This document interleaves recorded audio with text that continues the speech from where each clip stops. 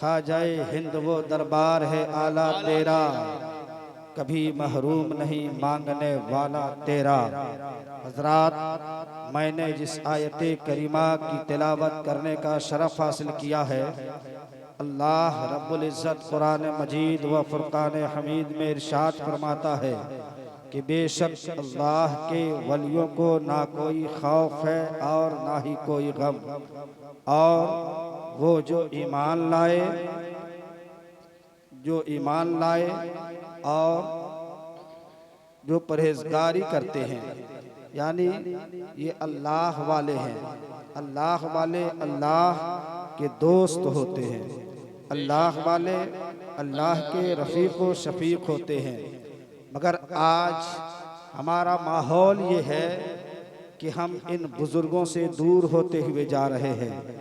اللہ کے جو نیک بندے ہیں ان سے ہم دور ہوتے ہوئے جا رہے ہیں، اور اس کے برعکس اسلام کے خلاف، چاہے وہ یہود ہو چاہے وہ نصارہ ہو، ان لوگوں کے کالجوں یونیورسٹیوں میں اسلام کے خلاف تعلیم دی جاتی ہے، اور وہ نوجوان جو مسلم سے تعلق رکھتا ہے، وہ نوجوان جسے علم حاصل نہیں ہے، جسے تعلیم نہیں ہے، اور جب وہ کالج اور یونیورسٹی میں جاتے ہیں تو وہ انسان ان چیزوں کا شکار ہو جاتے ہیں، اور کبھی وہ اللہ پر اعتراض کرتے ہیں کہ کبھی رسول پر اعتراض کرتے ہیں، کبھی اولیاء کی روحانیت و کرامت پر اعتراض کرتے ہیں۔ وجہ کیا ہے؟ اس کے پاس علم نہیں ہے۔ اور حقیقت تو یہ ہے، جو انسان اللہ کے ولی سے دور ہو جاتا ہے، حقیقت میں وہ انسان اسلام سے دور ہو جاتا ہے۔ کیوں؟ اس لیے کہ اسلام پسندیدہ دین ہے، اسلام وہ دین ہے جو اللہ رب العزت کو پسند ہے۔ اس کے بعد کوئی دوسرا دین آنے والا نہیں ہے، کوئی مذہب آنے والا نہیں ہے۔ اسی طرح قرآن ہے، قرآن یہ آخری کتاب ہے، اس کے بعد اور آسمانی کوئی کتاب آنے والی نہیں ہے۔ اسی طرح ہمارے آقا ہے، آخری نبی ہے، اب کوئی نبی آنے والے نہیں ہے۔ لیکن جب اعتراض کرنے والے اعتراض کرتے ہیں، ایک دور تو وہ تھا، ایک نبی آتے دوسرے نبی آتے، جب وہ دنیا سے پردہ کر جاتے، پھر اس لوگوں کی رہنمائی کے لیے، رشد و ہدایت کے لیے پھر دوسرا نبی تشریف لے آتے۔ لیکن اب تو آخری نبی آنے والے نہیں ہے۔ ہماری رہبری کون کرے گا؟ ہماری رہبری کون کرے گا؟ ہمیں راستہ کون دکھائے گا؟ میرے آقا فرماتے ہیں، علماء امتی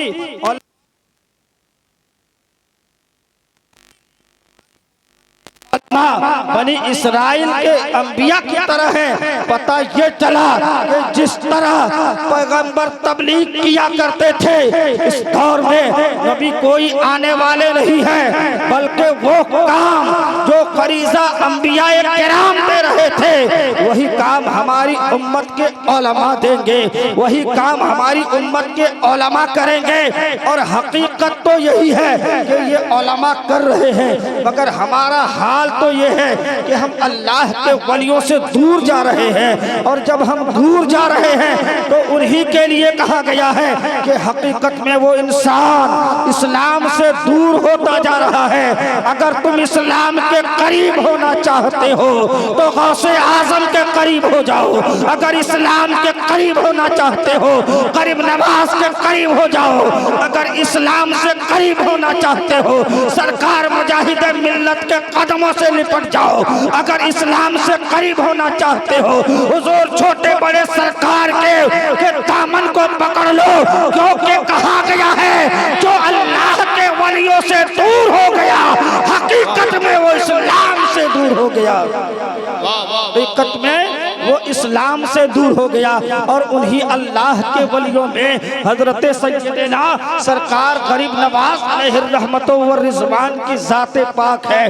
حضرت خواجہ غریب نواز علیہ الرحمت والرضوان کی ذات پاک انہی میں سے ہے، اور یہ اللہ والے ہیں۔ اب آپ بتائیں یہ اللہ والے جہاں جہاں گئے ہیں آخر اسلام پھیلتا کیسے گیا ہے؟ آج بھی اس تبلیغ ہو رہی ہے مگر اسلام کیوں نہیں پھیل رہا ہے؟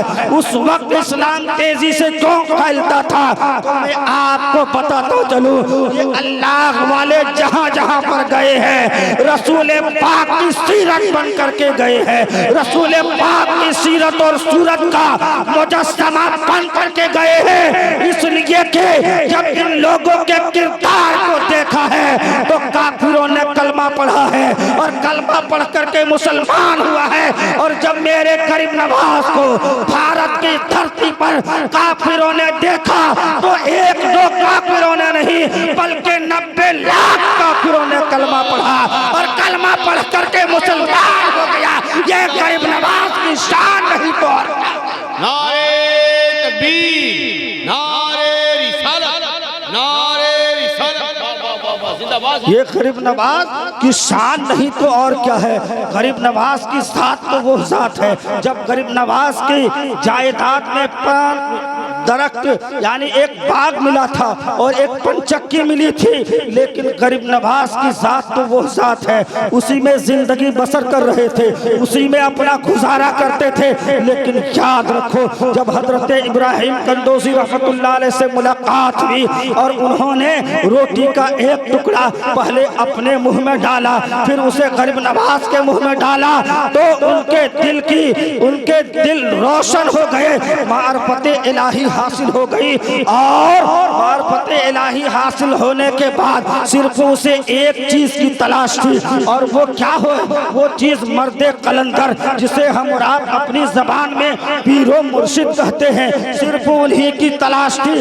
ان تمام چیزوں کو، باغوں کو، اپنے سبز و سامان کو اللہ کے راہ میں خرچ کر دیا، یعنی غریبوں اور فقیروں میں تقسیم کر دیا۔ تقسیم کرنے کے بعد صرف پیر و مرشد کی تلاش میں تھے۔ جانتے ہو سید العلماء فرماتے ہیں کہ بغداد شریف میں حضرت جنید بغدادی علیہ الرحمت والرضوان کی ایک مسجد تھی، اسی میں حضرت غریب نواز آرام کر رہے تھے، اتنے میں ایک اللہ والے آئے، ایک بزرگ آئے اور غریب نواز نے ان کا ادب کیا، احترام کیا، سلام کیا۔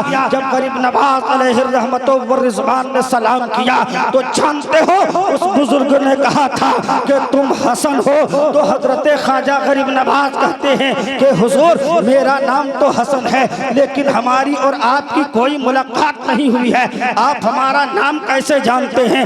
آپ نے ہمیں پہچان کیسے لیا؟ تب وہ بزرگ فرماتے ہیں اے حسن تمہیں میں تو کیا، تمہیں پوری دنیا جانتی ہے، اس لیے کہ تم کوئی عام آدمی نہیں ہو بلکہ تمہیں تو ہندوستان کا بادشاہ بنا دیا گیا ہے، تمہیں تو سلطان و ہند کہا گیا ہے، اس لیے کہ میں صرف اس وجہ سے جی رہا ہوں میں تاکہ تمہیں دیکھ لوں، تمہیں مرید کر لوں، تمہیں خلافت عطا کر دوں۔ وہ بزرگ کوئی اور نہیں تھے بلکہ حضرت خواجہ عثمان ہارونی کی ذات تھی۔ انہوں نے کہا تھا تمہیں پوری دنیا جانتی ہے، تمہیں تو ہندوستان کی ولایت عطا کی گئی ہے، تمہیں تو ہندوستان کی حکومت عطا کی گئی ہے۔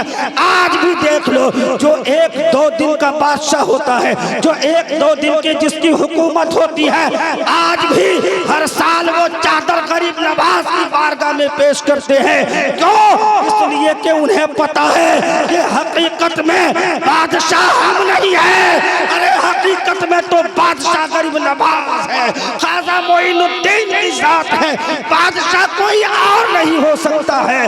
اسی طرح یہ ہندوستان کسی کے باپ کا نہیں ہے بلکہ ہندوستان غریب نواز، اور ہم غریب نواز کے غلام ہیں، اور حقیقت میں غلام تو وہی ہوتا ہے۔ ہم غریب نواز کے روحانی طور پر اولاد ہیں۔ پتہ یہ چلا کہ ہم قادری بھی ہیں، ہم چشتی بھی ہیں، ہم رضوی بھی ہیں، ہم سہروردی بھی ہیں، ہم نقش بندی بھی ہیں، اور یہ جتنے اسلاف ہمارے ہیں، ہمارے سروں کے تاج ہیں۔ غریب نواز کی ذات کو دیکھنا چاہتے ہو، دیکھو غریب نواز کی ذات کیا ذات ہے۔ ایک شخص غریب نواز کی بارگاہ میں حاضر ہوا اور انہوں نے کہا تھا کہ حضور ہمارے بیٹے کو شہر کے حاکم نے قتل کر دیا ہے۔ تو غریب نواز علیہ الرحمت و رضوان کو چلا لایا، اپنے خادم کے ساتھ اس جگہ پر پہنچے جہاں پہ نوجوان کو قتل کیا گیا تھا، اور غریب نواز نے اس نوجوان سے فرمایا، اے نوجوان، اگر حقیقت میں تم بے گناہ ہو تو اللہ کے حکم سے کھڑے ہو جاؤ۔ جیسے ہی اتنا غریب نواز نے کہا تھا، اللہ کے حکم سے وہ نوجوان کھڑا ہو گیا اور خواجہ غریب نواز علیہ الرحمت و رضوان کے قدموں پہ گر پڑا۔ یہ غریب نواز کی ذات ہے۔ غریب نواز کی ذات تو یہ ذات ہے، اللہ تعالیٰ نے وہ پاور اور طاقت عطا فرمائی ہے۔ یہ اللہ والے اللہ کے شیر ہوتے ہیں، اور جو اللہ کے شیر ہوتے ہیں وہ کسی سے ڈرتے نہیں ہیں، بلکہ ان کے دل میں صرف اور صرف اللہ کا ڈر ہوتا ہے، اور جس کے دل میں اللہ کا ڈر ہوتا ہے ساری کائنات اسی سے ڈرا کرتی ہے۔ تو ہمیں اور آپ کو بھی اپنے دل میں اللہ کا ڈر پیدا کرنے کی ضرورت ہے، اور جب ہمارے دل میں اللہ کا ڈر پیدا ہو جائے گا تو یقیناً ساری دنیا ہمارے قدموں کو چومے گی، ہمارے قدموں کو چومے گی۔